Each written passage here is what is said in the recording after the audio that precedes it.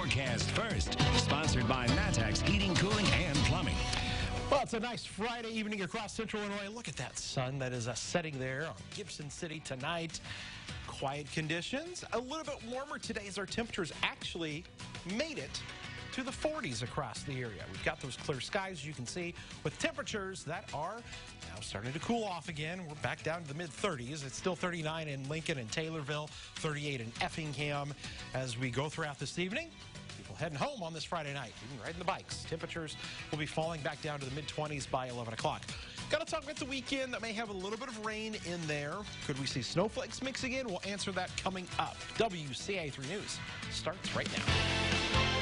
Now from WCIA 3 News. He was in town to talk research and development, but we'll show you what happened when we told Senator Dick Durbin about the conviction of the president's longest political advisor.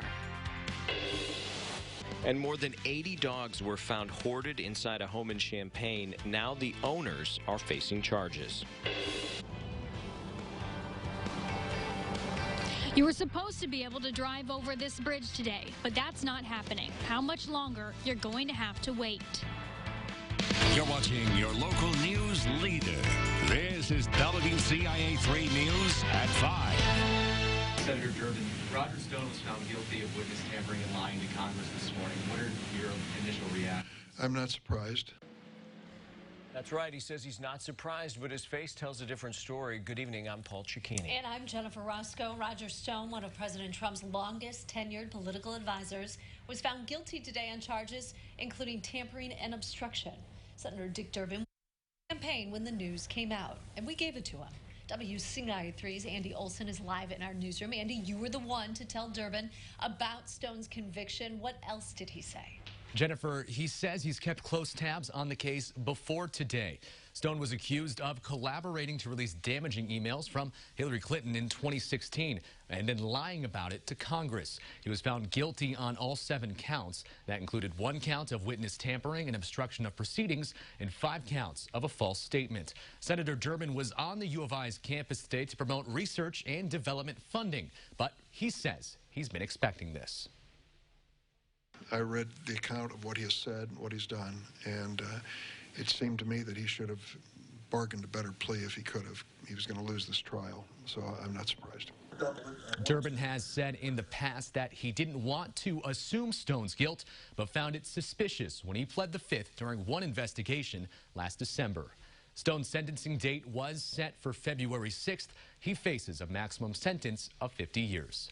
Live in the newsroom, Andy Olson, WCIA 3, your local news leader. Andy, thank you so much. Now, President Trump tweeted out a response to the Stone verdict where he listed many people, you see them there, asking, didn't they lie? A double standard like never seen before in the history of our country. Now, some veterans are calling on Congressman Rodney Davis to hold the president accountable when it comes to impeachment. They spoke at an event today hosted by the bipartisan Defend American Democracy campaign. Veterans there say Davis needs to put country over politics. They say they all took an oath to defend the country. Lawmakers in Congress took a similar one when they were sworn in. Earlier this week, Davis posted on Facebook saying we need solutions, not impeachment. Here's an update now. This week, we've been following the case of 80 dogs, more than 80 dogs, that were found in a home in Champaign. Those homeowners are charged with failure to provide humane care and treatment of animals. The state's attorney's office says a city employee contacted animal control about a horrible smell coming from the home and what sounded like a large number of dogs inside. Investigators found 86 dogs infested with fleas. 60 of those dogs are being cared for by animal control. The rest have been sent for adoption. A teenager originally arrested for home invasion has now been charged with murder. The Vermilion County State's attorney says 18-year-old Lamont Davis is involved in the shooting death of 20-year-old Justin Dubaris. He and a 23-year-old man were shot on Hazel Drive Monday night. The 23-year-old survived. Davis is being held on $5 million bond. The Springfield Park District Police are investigating a possible sexual assault that took place at J.C. Park. Nobody's in custody. The Park Police said there's a possible connection between the sexual assault and an incident that took place at Franklin Middle School earlier this month. A 19-year-old sneaked into the school and assaulted a 12-year-old. He told police that boy hurt his little sister. The trial of a woman in McLean County accused of killing her boyfriend's 8-year-old daughter continues today. Cynthia Baker is accused of kicking Rika Roundtree in the stomach so hard it killed her. It happened in January. Baker was arrested in April. The pediatric surgeon who operated on Roundtree testified yesterday. He said that kind of injury could have been caused by a car accident, a fall directly on the stomach from 10 feet or higher, or being punched or kicked in the stomach very hard. A Decatur man is in custody after police say he was driving drunk. 22-year-old Michael Dipple-Arndt was arrested this morning for aggravated DUI. He was originally found near Lakeshore Drive in South Main Street. Police say he went off a road and hit a power pole. They say he ran away, but was later found and arrested.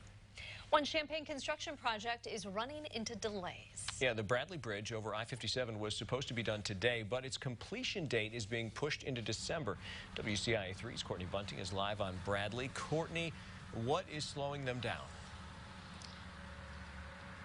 Yeah, Paul, IDOT leaders tell me that it's a mixture of weather issues and scheduling delays. Now, they said the contractors already got a 3-day extension because of those delays, and they said that would move the completion date to Monday. But that's also not going to happen, so they're hoping to finish it in the first week of December.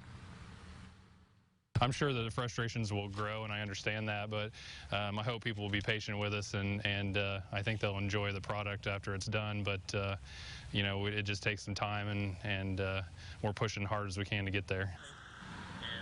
I brought her all the way up here. Right now, they're working on pouring concrete on either side of the bridge. They're also working on the storm sewer and sidewalks. The bridge will also be getting some new turn lanes as well as lighting improvements. Prospect Bridge, that construction project, I'm told, is also supposed to finish up within the next 2 weeks. They're hoping to have all of these done in time for holiday shopping season. Reporting live in Champaign, Courtney Bunting, WCIA 3, your local news leader. All right, Courtney, thanks. Now, next year will be a big one for IDOT as far as construction goes. He'll be working on University Avenue in front of Carl, reconstructing the Mattis structures over I-74 and I-57, and the structure on US 150 on Bloomington Road over I-57. Another grain dryer in Vermilion County caught fire this morning. It happened at a Premier Cooperative grain elevator near 720 East and 2500 North in Collison. The company says the fire started inside the dryer but didn't cause much damage. A pop star is bringing her tour to the State Farm Center. Find out who will be a hot ticket. Plus this. I usually do all the work myself. I hardly ever hire anybody to do any work. And he didn't have to this time around either. The heartwarming way. One company said, "Thank you for your service."